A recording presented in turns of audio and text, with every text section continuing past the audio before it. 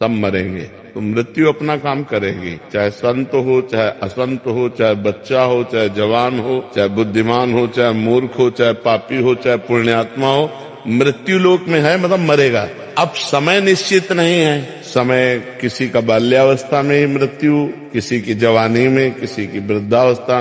तो हमें पहले से तैयार रहना चाहिए कि ये सब बिछुड़ेंगे। हमको जो वैराग्य हुआ बचपन में, वो इसी बात से हुआ। हम अपनी माँ से बहुत प्यार करते थे, तो जब स्कूल से आते लगता है ये मरेगी, जब ये मरेगी तब मैं कैसे जी पाऊंगा। ये शाश्वत संबंध नहीं है। तो कौन ऐसा है जो मेरा वास्तविक मित्र बन सकता है? तो बस हृदय से आता भगवान से। तो फिर उन्हीं के लिए जीवन अर्पित की हुई। जो सच्चा मित्र है उसी को प्राप्त करना है, उसी से प्यार करना है। और मृत्यु होने पर बड़ा दुख होता है, क्योंकि जिससे हमें प्रियता होती है, लगाव होता है, उसको सदैव पास रखने की इच्छा होती है। और मृत्यु पास रहने देगी नहीं, सदैव नहीं रहने देगी, ये बिछुड़ेगी ही। यहाँ बिछुड़ना ही है, इसीलिए फिर मन हट जाता है और लगता है कि ऐसी जगह लगाओ जहाँ बिछुड़ना ना हो। वो है श्री कृष्ण, वो है किशोरी जी। जहाँ मन लगा दो तो फिर बिछुड़ना नहीं होगा, हमारे मन ही में आके बैठ जाएंगे और सदा सदा के लिए बैठ जाएंगे। ये किसने कह दिया तुमको कि सब कुछ भाग्य पर निर्भर है? कुछ लिखा हुआ है कि क्या हमारे साथ? नहीं,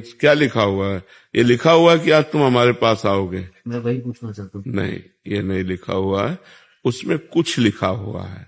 प्रारब्ध किसे कहते हैं पहले समझो। नियति, दैव, भाग्य, इन सबको प्रारब्ध कहते हैं। प्रारब्ध दो कर्मों से बनता है, शुभ और अशुभ। शुभ माने पुण्य कर्म और अशुभ माने पाप कर्म, और दोनों का फल है।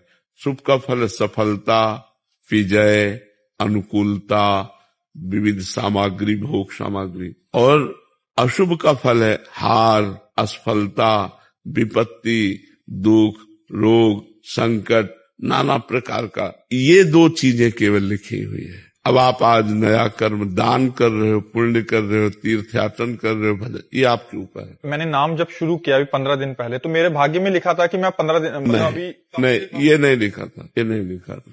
15 दिन पहले से आपने भजन शुरू किया, ये भगवान की कृपा और आपका प्रयास। तो ये भाग्य में नहीं लिखा, ये नवीन कर्म है। ये आपका नवीन कर्म, नया कर्म है।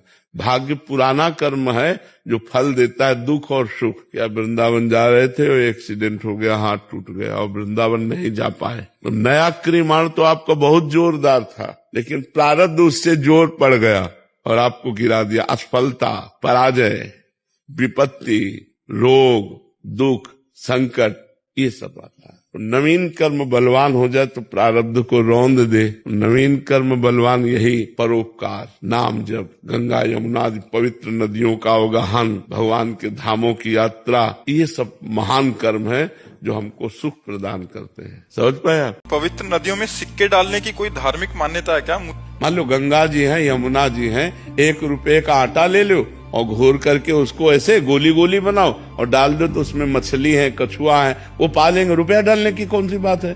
अरे रुपया के किसी के को वस्तु पदार्थ खरीद के दे दो। रुपया गंगा जी में, यमुना जी में डालने की जरूरत है? कोई शास्त्र आज्ञा नहीं है, ये सब मनमानी आचरण है। 1-1 रुपया अगर तुम्हें दान करना है ना, तो तुम एकत्रित कर लो, एक गोलक बना लो। 1-1 रुपया, अब 100 रुपया है, 100 रुपया का हरा चारा लेकर गाय को डाल दो, या 100 रुपया किसी बीमार आदमी के काम में दे दो, या 100 रुपये का भोजन किसी को पवा दो। गली कूचे में बैठे हुए ऐसे लोग गरीब हैं जो हम पर दया करने के लिए बैठे, भोजन पवा दो। ऐसे रुपया फेंकने से क्या फायदा है?